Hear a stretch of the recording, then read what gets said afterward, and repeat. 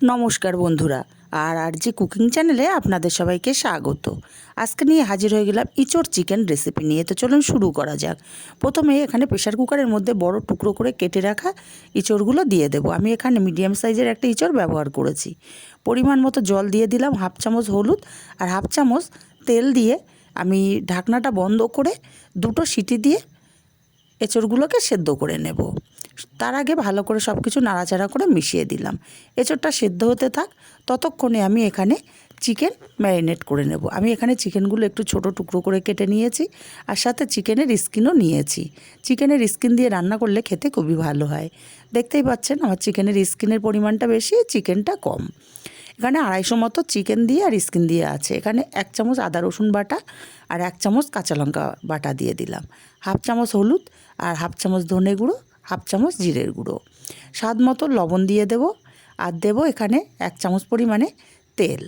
সব কিছু খুব ভালো করে হাত দিয়ে মাখিয়ে নেব। খুব ভালো করে মাখিয়ে নিয়ে আমি 10 মিনিট ঢাকা দিয়ে এটা রেখে দেব। 10 মিনিট পর আমি কড়াই গরম করে এখানে দিয়ে দিচ্ছি 2 চামচ তেল। তেলটা গরম হলে বড় টুকরো করে কেটে রাখা আলু দিয়ে দিলাম।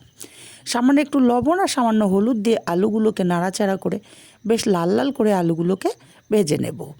আলুগুলো বেশ লাল লাল করে ভাজা হয়ে গেছে। এখন আলুগুলোকে তেল ঝরিয়ে উঠিয়ে নেব।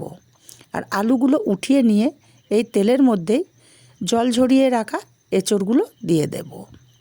এঁচড়গুলোকে দিয়ে তারপর একটু নাড়াচাড়া করে দিয়ে সামান্য লবণ দিয়ে এঁচড়গুলোকে লাল লাল করে ভেজে নেব। আমি এঁচড় সেদ্ধর সময় লবণ ব্যবহার করিনি, তাই এখানে অল্প পরিমাণে লবণ দিয়ে দিলাম। এঁচড়গুলোকে নাড়াচাড়া করে বেশ লাল লাল করে এঁচড়গুলো ভাজা হয়ে গেছে। এখন এঁচড়গুলোকেও তেল ঝরিয়ে উঠিয়ে নেব। আর এঁচড়গুলো উঠিয়ে নিয়ে ওই কড়াইতে আরও 2 চামচ পরিমাণে তেল দিয়ে দিলাম। তেলটা গরম হলে হাফ চামচ গোটা জিরে, 2টো তেজপাতা আর দেব গোটা গরম মশলা। ফোড়নগুলো একটু ভাজা হলে তারপর দিয়ে দেব পেঁয়াজ কুচি। পেঁয়াজ কুচিটাকে দিয়ে একটু লালচে করে ভেজে নিয়েছি। এখন এখানে দিয়ে দেব 1 চামচ পরিমাণে আদা আর রসুন বাটা। আদা রসুন বাটাটাকে দিয়েও খুব ভালো করে কষিয়ে নেব, আদা রসুন বাটার কাঁচা গন্ধ চলে যাওয়া পর্যন্ত। তারপর এখানে দিয়ে দেব 2টো ছোটো সাইজের টমেটো, আমি কেটে রেখেছিলাম সেই টমেটো। আর সামান্য একটু লবণ দিয়ে টমেটোটাও নাড়াচাড়া করে কষিয়ে নেব, টমেটোটা একদম নরম হয়ে যাওয়া পর্যন্ত। টমেটোটা নরম হয়ে একদমই গলে গেছে। এই পর্যায়ে এখানে সামান্য একটু জল দিয়ে দিলাম। দিয়ে গুঁড়ো মশলা ব্যবহার করব। হাফ চামচ হলুদ, 1 চামচ লঙ্কার গুঁড়ো, হাফ চামচ ধনে গুঁড়ো আর হাফ চামচ জিরের গুঁড়ো দিয়ে মশলাটাকে ধৈর্য ধরে সময় নিয়ে কষিয়ে নেব। মশলাটা কষাতে কষাতে মশলার এক্সট্রা জলটা শুকিয়ে মশলা থেকে তেল ছেড়ে দিয়েছে। এখন ম্যারিনেট করা চিকেনগুলো এখানে দিয়ে দিলাম। চিকেনগুলোকে দিয়ে আমি কষিয়ে নেব মিনিট 5 টাইম নিয়ে। মিনিট 5 টাইম নিয়ে চিকেনগুলো কষিয়ে নেওয়ার পর ভেজে রাখা এঁচড় আর আলু দিয়ে দিলাম, আর স্বাদ মতো লবণ দিয়ে দেবো। তবে লবণটা বুঝে দিতে হবে, কারণ চিকেনেও লবণ মাখানো ছিল, আলু এঁচড় ভাজার সময় লবণ দেওয়া ছিল। এঁচড় আর আলুটাকেও মশলার সঙ্গে মিনিট 5 সময় নিয়ে কষিয়ে নিয়েছি। এখন পরিমাণ মতো জল এখানে দিয়ে দেব।